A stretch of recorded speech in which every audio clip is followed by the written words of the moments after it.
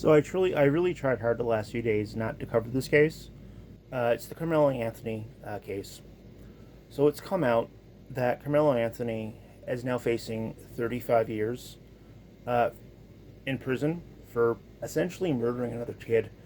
Now, from what I've been hearing, people have been saying the other child, the white teenager, I forget his name, sorry, verbally assaulted the guy, and because of that, Carmelo had to use self defense. But here's the thing, and this is just how I'm looking at this. Maybe I'm completely wrong. Maybe I'm completely right. This is really an opinion piece. I don't want to get into a race war in the comments. However, yeah, he's verbally assaulting you. Okay, you beat him up. If you want to make a stand, you punch him around. You beat him up.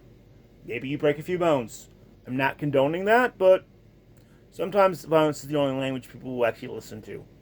What you don't do is you pull out your knife and stab the guy multiple times. Now, I wasn't there. Maybe it was a committing incident between the two.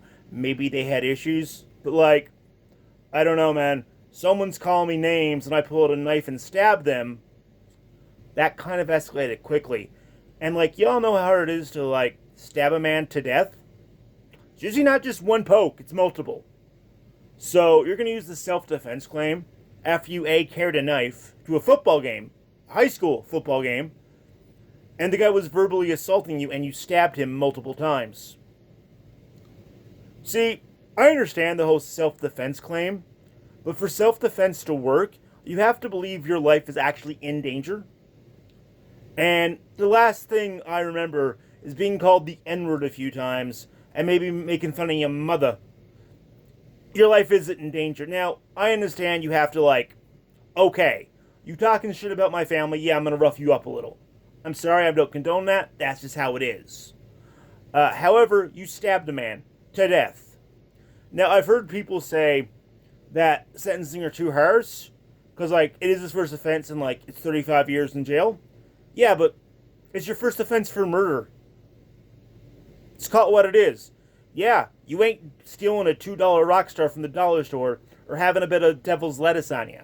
You murdered a man. And, like, I've heard people say, oh, it's only because, like, well, what can a black boy do? Race has nothing to do with this. If justice is truly blind, then race shouldn't come into the issue. My question is, if a white boy murdered a black teenager for this, you'd be having cities burn. You're literally having the city that it happened burn, and BLM having a field day. So I'm going to leave you with two really interesting quotes. Yes, some black people have been wrongfully accused. That does happen. But not every black man who goes to jail is Nelson Mandela.